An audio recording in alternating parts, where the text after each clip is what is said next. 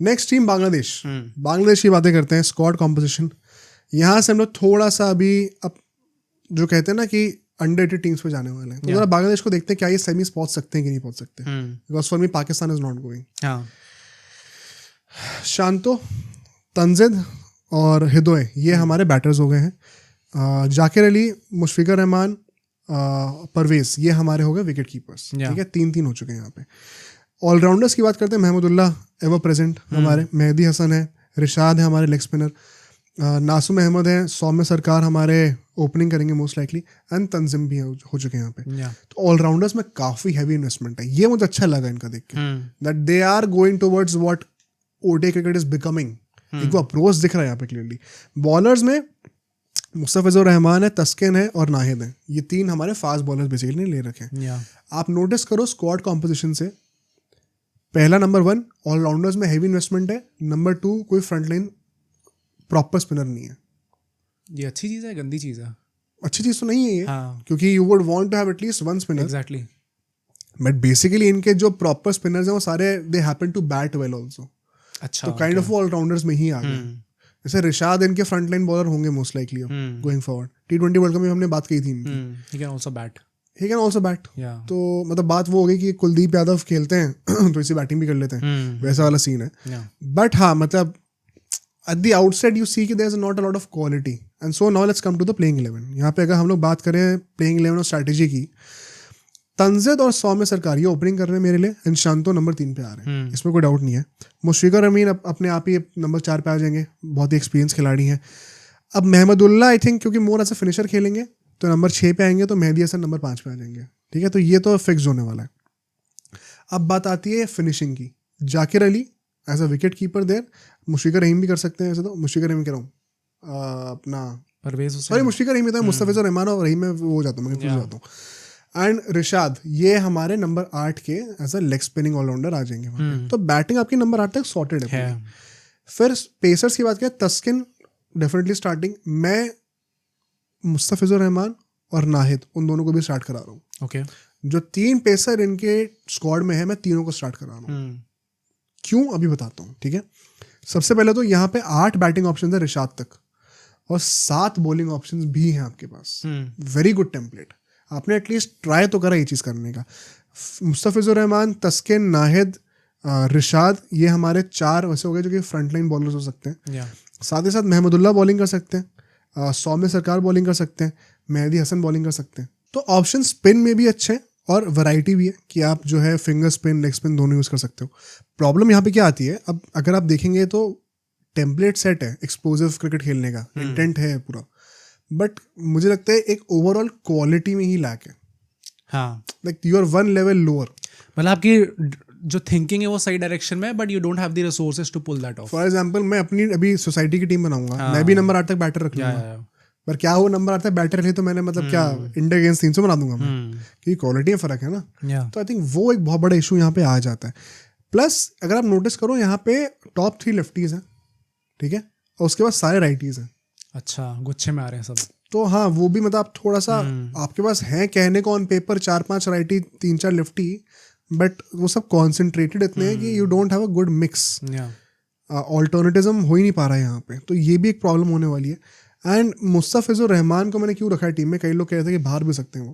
देखो death bowling में का फिज नहीं है, तो there is not much to look up to. Main issue मेरा ये आ रहा है, एक लेफ्ट आर्म पेसर का वैरायटी वो देते हैं। नाहिद देखो एक नई डायमेंशन ऐड कर रहे हैं, लंबे हैं, थोड़ा सा पटक के डाल सकते हैं। तस्किन तो चलो स्टार्ट करनी थे। If I don't start Mustafizur Rahman, आपकी death bowling almost non existent है। कोई रिलायबल बंदा इतना है नहीं, कोई एक्सपीरियंस बंदा है नहीं जो कि टॉप लेवल पे आपको कुछ विकेट दे सकता है। तो इवन दो मुस्तफिजुर रहमान अब अपने टॉप पावर पे नहीं है, I still think he will have to play. अब इसमें आप बेटर प्लानिंग क्या कर सकते थे, एटलीस्ट एक बैकअप रखते स्क्वाड में अपने। अभी सारे अपने पेसर तीनों के तीनों प्लेइंग लाइन में रख दिए, वो इशू आएगा। लेकिन आप वैसे भी आई थिंक 3 मैच से ज़्यादा नहीं खेलने वाले हो मोस्ट लाइकली, तो इतना कोई बड़ा प्रॉब्लम भी नहीं है विद ऑल ड्यू रिस्पेक्ट। सो अगर हम स्ट्रेंथ्स की बातें करें, देखो firstly intention at the right place, allrounders बहुत हैं, टेम्पलेट अच्छा रखा हुआ इन लोगों ने, तो सही डायरेक्शन में जा रहे हैं। बस बात वो क्वालिटी की आ रही थी। डेप्थ इतनी है बैटिंग में कि आप चाहो तो अगर आप तंजिम को खिला दो मुस्तफिजुर रहमान की जगह पर, तो नंबर 9 तक भी बैटिंग हो सकती है. तो इट्स जस्ट दैट अगर थोड़ा सा power hitting ability in general elevated होती ना, तो बांग्लादेश अच्छे टारगेट्स को चेस करने का भी पोटेंशियल रखती है. They have given themselves the resources. अब उन रिसोर्सेज को ट्रेन करना हायर स्किल के लिए. मेन इशू बस वही है. Plus as I said variety in bowling options is plenty. मतलब कैन वी से कि ये 2027 वर्ल्ड कप के लिए एक अच्छा स्टेप है? मतलब कह सकते हो यार, बट प्रॉब्लम वही है. जैसे इसमें भी मुशफिकुर रहमान और महमदुल्लाह, क्या ये अगला वर्ल्ड कप खेलने वाले हैं? नहीं खेलेंगे या तो फिर मिडिल ऑर्डर में दोबारा खालीपना हो जाएगा. उसके अगेंस्ट क्या उस लेवल के एक्सपीरियंस तो आएगा नहीं, यंगस्टर ही आएगा क्योंकि, बट क्या लेवल का टैलेंट आ रहा है अभी. तो it's a tricky spot. Bangladesh ना, there is a reason why Bangladesh were supposed to be the next big thing, but they have not been able to. उन्होंने प्लानिंग अच्छे से करी नहीं है. वो इश्यूज डेफिनेटली रहते हैं यहाँ पे. और अगर मैं बात करूँ वीकनेस की, तो जो क्वालिटी डाउनग्रेड है वो तो चलो है ही, ठीक है, वो तो बात हमने भी उसकी डिटेल में कर ली है. बट अब ये देखो क्वालिटी डाउनग्रेड किस लेवल का है. लिटन दास एक राधा पॉपुलर ओपनर थे, वो परफॉर्मेंसेस की वजह से ड्रॉप हुए हैं भाई. शाकिब अल हसन से बड़ा अभी नाम बांग्लादेश का कौन है जनरेशन में. उनकी जब से बॉलिंग का बैन लगा तब से वो यूजलेस रेंडर कर दिया. Just on the basis of batting वो नहीं आ सकते टीम के अंदर. तो अगर इतने बड़े खिलाड़ी भी नहीं आ पा रहे टीम में, तो और एग्जिस्टिंग टीम की क्वालिटी वैसी भी अच्छी लग रही, तो बांग्लादेश क्रिकेट ओवरऑल कितना लो क्वालिटी पे जा रहा है. डू यू थिंक ले जाना चाहिए था just on the basis of क्या कुछ तो एक्सपीरियंस हो टीम के अंदर?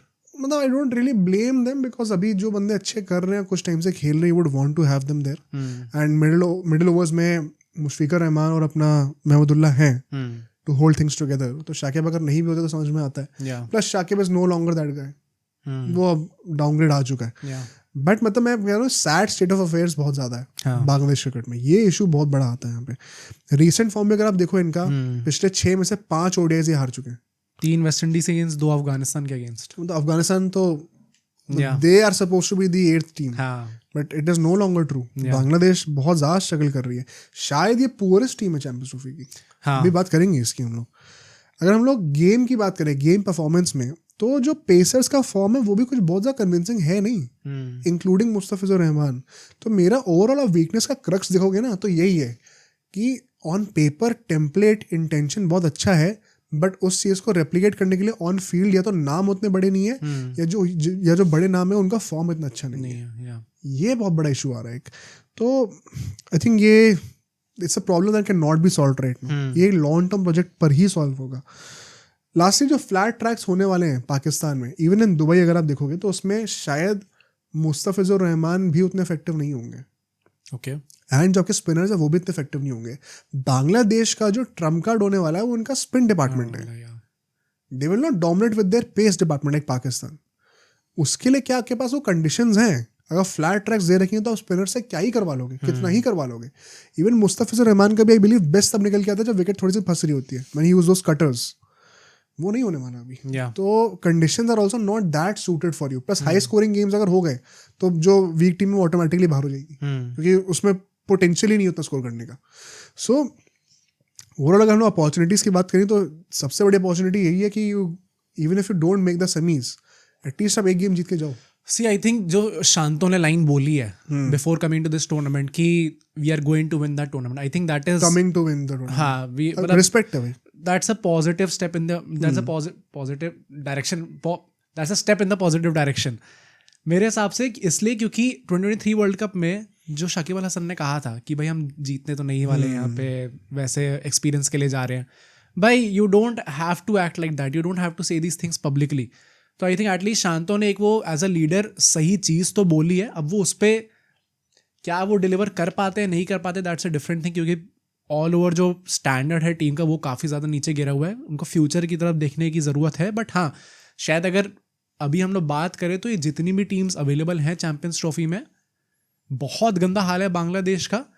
Plus if they do not improve this situation तो हो सकता है अगली चैंपियंस ट्रॉफी में बांग्लादेश की जगह में श्रीलंका दिख जाए, क्योंकि उनका एकदम से वापस भी नहीं है अभी तो. हाँ, अपराइज होते हुए दिखा है. तो एक टीम जो कि इतना ज़्यादा अच्छा करने वाली थी इन एशिया, वो हो सकता है कि अल्टीमेटली जितने भी, अब तो 4 टीम्स आ गई एशिया से, उसमें सबसे गंदा बांग्लादेश ही एंड अप करे. वही मेरा नेक्स्ट पॉइंट रहा था कि it is a opportunity in terms of recognise what is happening and understand कि it is a big wake up call for the whole board. आप इस वक्त अफगानिस्तान इज माइल्स अहेड. हाँ You were supposed to be that team. Treat it as a wake-up call. इस opportunity को जाने मत देना, सोना मत इसके ऊपर.